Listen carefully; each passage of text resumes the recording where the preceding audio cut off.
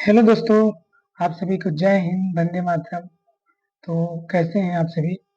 उम्मीद करते हैं लाजवाब, शानदार और बेहतरीन होंगे और अपनी तैयारी में अच्छे ढंग से लगे होंगे। तो जैसा कि आज है हमारा 2 सितंबर, तो 2 सितंबर का हमारा पहला शिफ्ट समाप्त हो चुका है। तो जिसका मैं आपको 40 क्वेश्चन जीएस के हूबहू क्वेश्चन आपको देने वाला हूँ अगले 25-30 मिनट के अंदर। ठीक है? तो आप हमारे साथ जुड़े रहिए, जिनका एग्जाम आज था और जिनका एग्जाम होने वाला है। तो इस वीडियो को पूरा देखिएगा आप सभी। जिनका भी एग्जाम होने वाला है उनके लिए मोस्ट इम्पॉर्टेंट है, क्योंकि मैं यहाँ पे एक्स्ट्रा फैक्ट भी ऐड किया हूँ। ठीक है?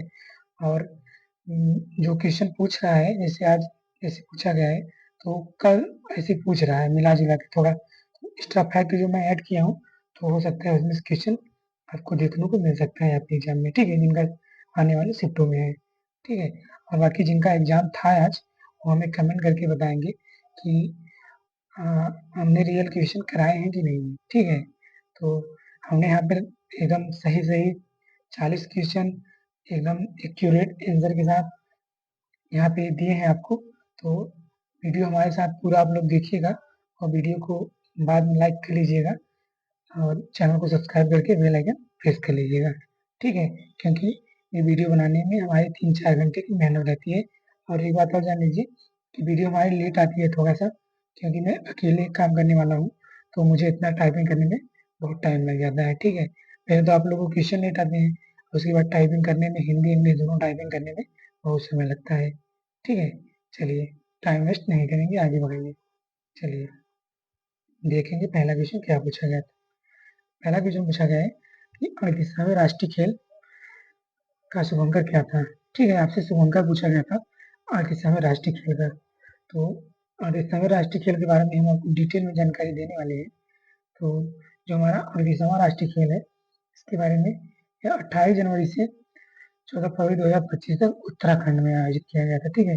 आपसे पूछे कि 38वां राष्ट्रीय खेल कहाँ आयोजित किया गया था? ये उत्तराखंड में आयोजित किया गया था। ठीक है?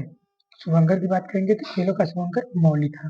ठीक है? जो उत्तराखंड के राज्य पश्चिम मोनाल से प्रेरित था। ठीक है? इसको भी आप लोग याद रखेंगे। तो साथ ही साथ हम देखेंगे कि शीर्ष प्रदर्शनकर्ता कौन थे। तो सेवा खेल नियंत्रण बोर्ड ने प्रथम महाराष्ट्र को घोषित किया है और द्वितीय सॉरी दोस्त, तो शीर्ष स्थान पे सेवा खेल मंत्रालय बोर्ड था प्रथम पे, और महाराष्ट्र द्वितीय पे था और हरियाणा तृतीय स्थान पे था। ठीक है? चलिए, तो हम लोग याद रखेंगे इसको भी कि पहले पे कौन था, दूसरे पे कौन था और तीसरे पे कौन था। ठीक है? चलिए, अब बात करेंगे कि जो हमारा 39वां राष्ट्रीय खेल होगा मतलब आने वाले साल में, तो ये कहाँ पे होगा? तो ये मेघालय में होगा। इसको भी आप लोग याद रखेंगे। ठीक है? तो हमारा 39वां राष्ट्रीय खेल मेघालय में आयोजित होने वाला है। ठीक है? चलिए आगे बात करेंगे। भारत में प्रोजेक्ट टाइगर कब शुरू किया गया था? ठीक है? आपसे क्वेश्चन पूछा गया था, तो ये इसका सही आंसर हो जाएगा ऑप्शन नंबर बी। ठीक है? 1973 में भारत में प्रोजेक्ट टाइगर की शुरुआत की गई थी। ठीक है? तो उम्मीद करते हैं आप लोग ये क्वेश्चन सही करके आए होंगे। ठीक है? चलिए, अगला क्वेश्चन आया था हमारा कि निम्न में से कौन सा भारत के राष्ट्रपति का कार्य नहीं है? ठीक है? और ऑप्शन भी इसके सेम है। तो जो ये माफी देना है, ये भी राष्ट्रपति का कार्य है, और राज्यपालों की नियुक्ति भी राष्ट्रपति करता है, आप लोग जानते ही होंगे। और संसद की संयुक्त बैठक भी राष्ट्रपति बुलाता है। ठीक है? तो ये जो चुनाव का संचालन है, ये राष्ट्रपति नहीं करता है। ठीक है? ये चुनाव आयोग करता है। तो इसका सही आंसर ऑप्शन नंबर बी हो जाएगा। ठीक है? चलिए आगे बात कर लेते हैं अगले क्वेश्चन की। हमारा अगला क्वेश्चन क्या पूछा गया था? हमारा अगला क्वेश्चन पूछा गया था रैयत वाणी व्यवस्था भारत के किस क्षेत्र में लागू हुई थी? ठीक है? तो आइए इसके बारे में आपको बताते हैं हम। तो जो रैयत वाणी व्यवस्था थी, मुख्य रूप से भारत की मद्रास वर्तमान में जो तमिलनाडु है और बॉम्बे वर्तमान में महाराष्ट्र प्रेसिडेंसी में लागू की गई थी। ठीक है? इसका सही आंसर की बात करेंगे, इसका सही आंसर आपका हो जाएगा ऑप्शन नंबर बी। ठीक है? मद्रास और बॉम्बे प्रेसिडेंसी। ठीक है? चलिए, तो एक बात और जान लीजिए आप लोग कि हमारे ऑप्शंस थोड़ा इधर उधर हो सकते हैं, बाकी हमारे क्वेश्चंस इधर उधर नहीं होने वाले हैं। ठीक है? क्वेश्चन आंसर एकदम रियल होने वाले हैं। चलिए आगे बात करेंगे कि इंदिरा गांधी राष्ट्रीय उद्यान अकादमी की नींव किसने रखी थी। ठीक है, तो आइए इसके बारे में आपको बता देते हैं। तो इंदिरा गांधी राष्ट्रीय उद्यान अकादमी में भारत के तत्कालीन प्रधानमंत्री, मतलब उस समय के प्रधानमंत्री 1985 में राजीव गांधी, स्वर्गीय राजीव गांधी ने 7 नवंबर 1985 को रखी थी। ठीक है, यह नागर विमानन मंत्रालय के तहत कार्य करने वाला एक स्वायत्त संस्था था। ठीक है, जो उत्तर प्रदेश के अमेठी जिले में फुर्सतगंज एयरफील्ड में स्थित है। ठीक है, तो आपसे आपसे किसी भी प्रकार से क्वेश्चन पूछा जा सकता है, तो आप हर तरह से तैयार रहिएगा। ठीक है, तो आपसे पूछिए कहाँ पे उत्तर प्रदेश के किस जिले में, अमेठी जिले में, किसने, तो राजीव गांधी ने कब किया था, तो 1985 में। ठीक है, चलिए इसका सही आंसर हो जाएगा ऑप्शन नंबर बी। ठीक है, चलिए अगले क्वेश्चन की बात करेंगे हम सभी यहाँ पे। तो अगला क्वेश्चन हमारा पूछा गया था, नारायण धर्म आंदोलन जो 19वीं सदी में हुआ था, तो 19वीं सदी के अंत में हुआ था, तो किस राज्य से शुरू किया गया था। ठीक है, तो SNDP, श्री नारायण धर्म।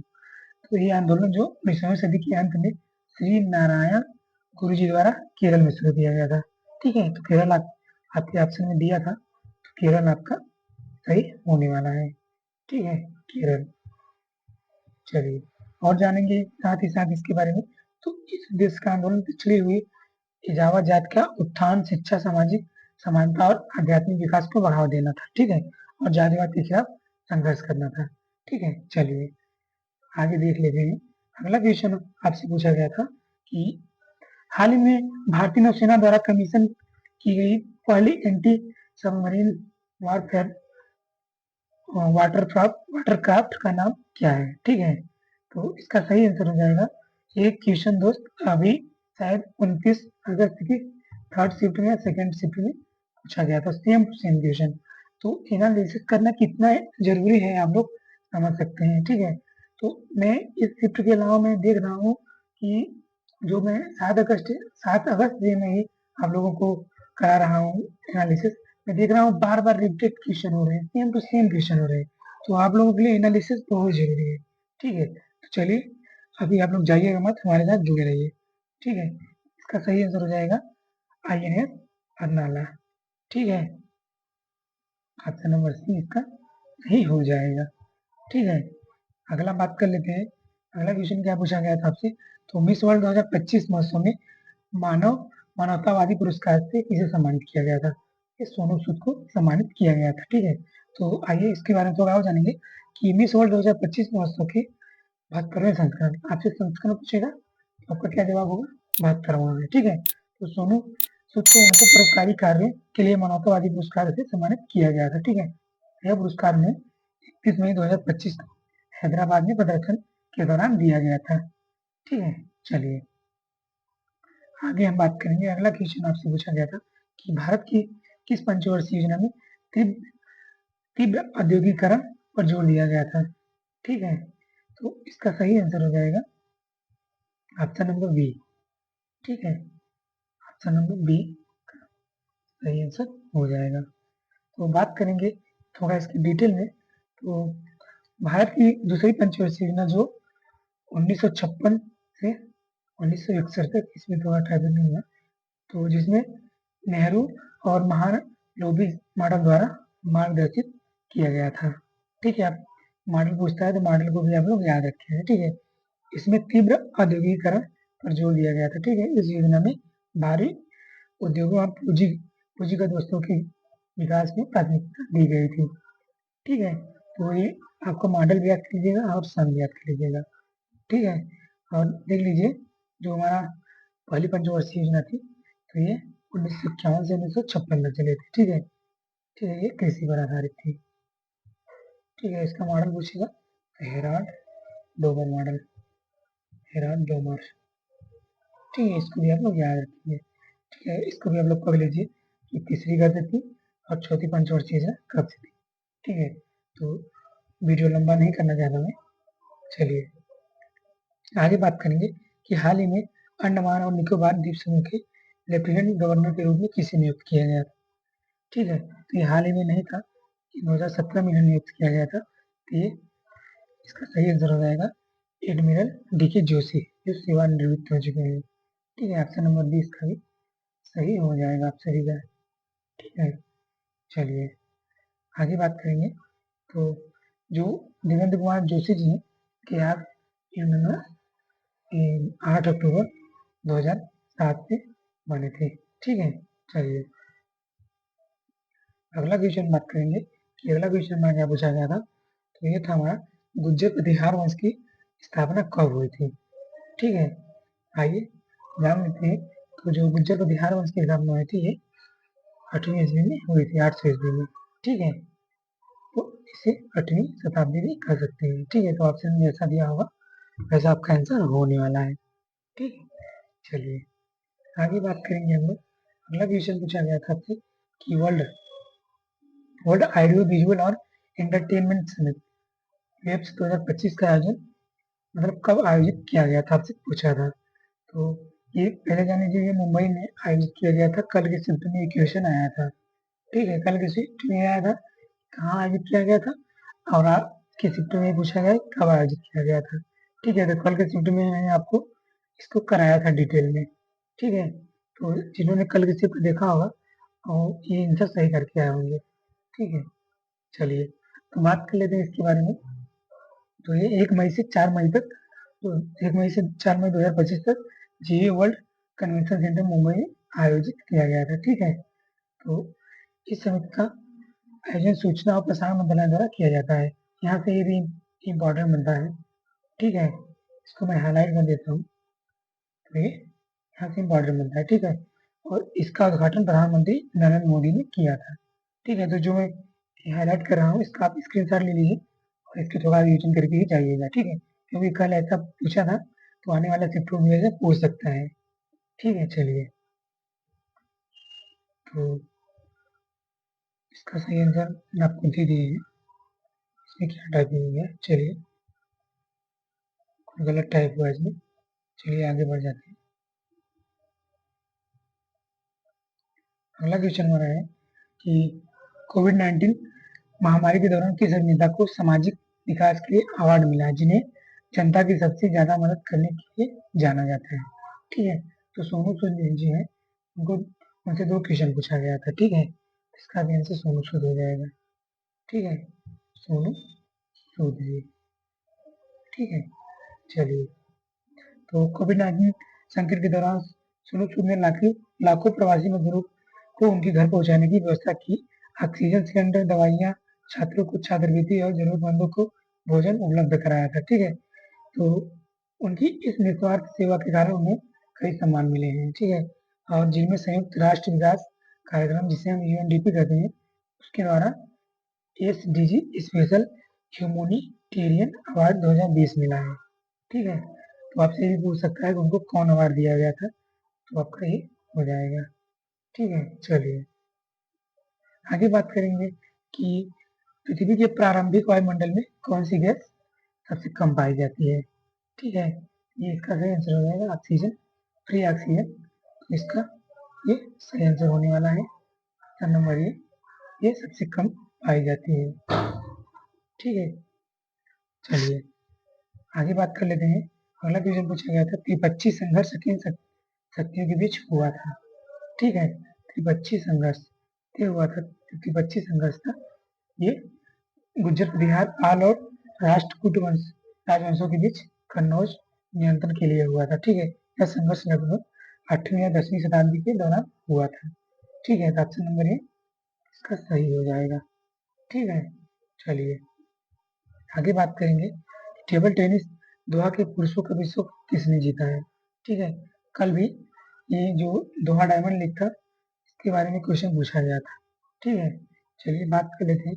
2025 में आईटीटी या विश्व टेबल टेनिस चैंपियनशिप जो है तो जो 17 से 25 मई तक दोहा में आयोजित किया गया था। ठीक है, तो वान चुंगी ने पुरुष एकल का खिताब जीता है। ठीक है, उन्होंने फाइनल में ब्राजील के ह्यूगो कोल्डरानो को 4-1 से हराया था।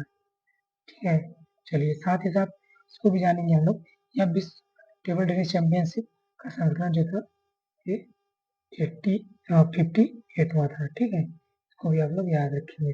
इस टूर्नामेंट में चीन सबसे आगे था, मतलब प्रथम स्थान पे चीन था 7 पदक के साथ। ठीक है, 7 पदक इसमें 400 एक रजत और 2 कांस्य थे, ठीक है, पहले स्थान पे था वो।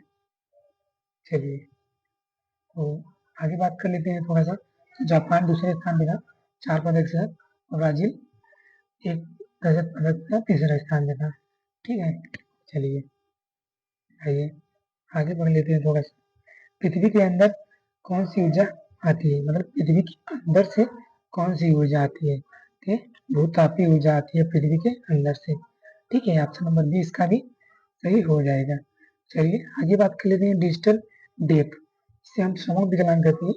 इसके लिए भारतीय संविधान के किस अनुच्छेद में प्रावधान जोड़ा गया है? ठीक है, जो हमारा अनुच्छेद 21 है, प्राण एवं देह स्वतंत्रता, तो इसमें ही जोड़ा गया है, ठीक है। तो ऑप्शन नंबर बी इसका सही हो जाएगा। तो जिन्होंने ये आंसर लगाया होगा ऑप्शन नंबर बी अनुच्छेद 21, उनका सही हो जाएगा, और बाकी जिन्होंने नहीं लगाया उनका मुँह में हो जाएगा, ठीक है। चलिए, कोई बात नहीं, आगे चलते हैं हम लोग। अगला क्वेश्चन पूछा गया था हाल ही में डीजी और डीई, इसे कहते हैं हम रक्षा संबंध महानिदेशालय, ठीक है, कि वर्तमान महानिदेशक कौन है? ठीक है, तो वैसे 4 ऑप्शन भी दिए गए थे। तो इसके महानिदेशक हैं शैलेंद्र नाथ गुप्ता ने, जिनको 31 मई 2025 को रक्षा संबंध महानिदेशालय के महानिदेशक के रूप में कार्यभार संभाला है इन्होंने, ठीक है। तो किस ऑप्शन में दिए गए हैं? ऑप्शन नंबर सी में, ठीक है, ऑप्शन नंबर बी में दिए गए, ऑप्शन नंबर 20 का सही हो जाएगा, ठीक है। आगे बात करेंगे हम भारतीय नागरिकता के अधिकार का वर्णन किस अनुच्छेद में दिया गया है? ठीक है, ये दिया गया है अनुच्छेद 5 से 11 में, ठीक है। और भाग कहाँ से पूछे? तो भाग 2 में, ठीक है। तो ऑप्शन नंबर सी इसका भी सही हो जाएगा। तो ऑप्शन में 5 अनुच्छेद 5 दिया था, ठीक है। चलिए आगे बात कर लेते हैं। नागरिकता देने का अधिकार भारत सरकार के किस मंत्रालय के अंतर्गत आता है? तो ये इसका सही आंसर हो जाएगा ऑप्शन नंबर ए, गृह मंत्रालय द्वारा किसी को नागरिकता देने का वो है, मतलब कि गृह मंत्रालय को कोई।